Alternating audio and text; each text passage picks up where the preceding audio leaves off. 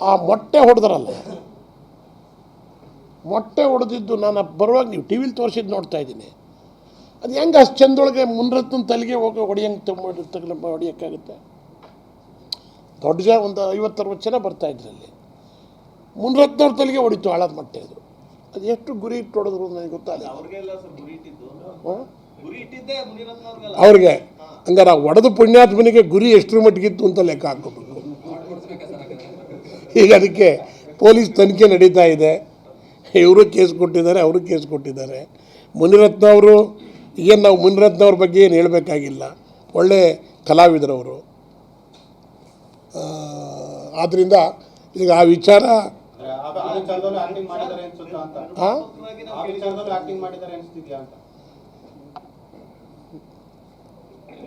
ಮುನಿರತ್ನರವರು ಈಗಾಗಲೇ ನಮ್ಮ ಸುರೇಶ್ರವರು ಸಂಪೂರ್ಣವಾಗಿ ನಿನ್ನೆ ಸ್ಪಷ್ಟವಾಗಿ ಹೇಳಿಕೆ ಕೊಟ್ಟಿದ್ದಾರೆ.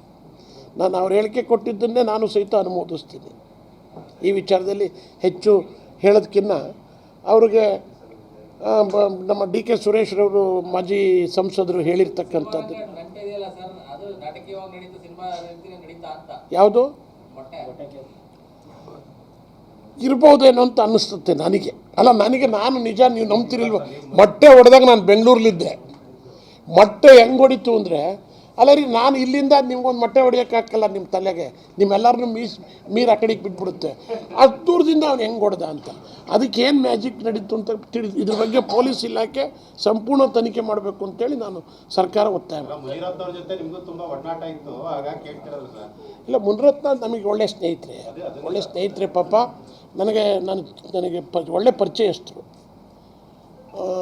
ಬಟ್ ಅವ್ರ ಇತ್ತೀಚಿನ ವಿಚಾರಗಳನ್ನು ನೋಡಿದಾಗ ನನಗೆ ನಿಜಕ್ಕೂ ಸಹಿತ ಒಬ್ಬ ಶಾಸಕ ಇವೆಲ್ಲ ಮಾಡ್ತಾರಾ? ನಾನು ಎಮ್ ಎಲ್ ಎ ಆಗಿದ್ದೀನಿ, ನಾವು ಎಮ್ ಎಲ್ ಎಗಳಾಗಿ ಕೆಲಸ ಮಾಡಿದ್ದೀವಿ. ಜನಗಳು ಈಗ ವಿರೋಧನೂ ಮಾಡ್ತಾರೆ, ಜನ ಪರನೂ ಮಾಡ್ತಾರೆ. ಏನು ನಮ್ಮ ಪರವಾಗೇ ಪ್ರಜಾಪ್ರಭುತ್ವದಲ್ಲಿ ಒಂದೇ ಕಡೆ ಮಾಡಬೇಕು ಅಂತ ಏನಿಲ್ಲ. ಆದರೆ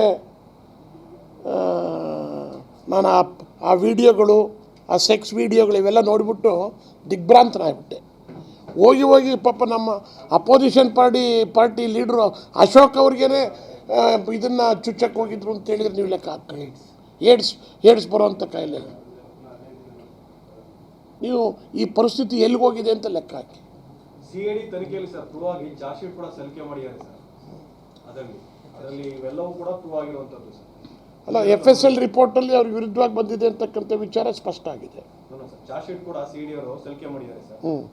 ಇವರು ಮಾಡಿರುವಂಥದ್ದೆಲ್ಲ ಕೂಡ ಪ್ರೂವ್ ಆಗಿದೆ ಅನ್ನೋಂಥದ್ದು ಕೂಡ ಹೌದು. ಅದ್ರ ಬಗ್ಗೆ ಹೇಳುವಂಥದ್ದು. ಅಲ್ಲ, ಅದಕ್ಕೇನೆ ಈಗ ನೋಡಿ ಕೇಳಿ, ರಾಜಕಾರಣಿಗಳು ಅಂದರೆ ಜನ ಅಸಹ್ಯ ಪಡಬಾರ್ದು.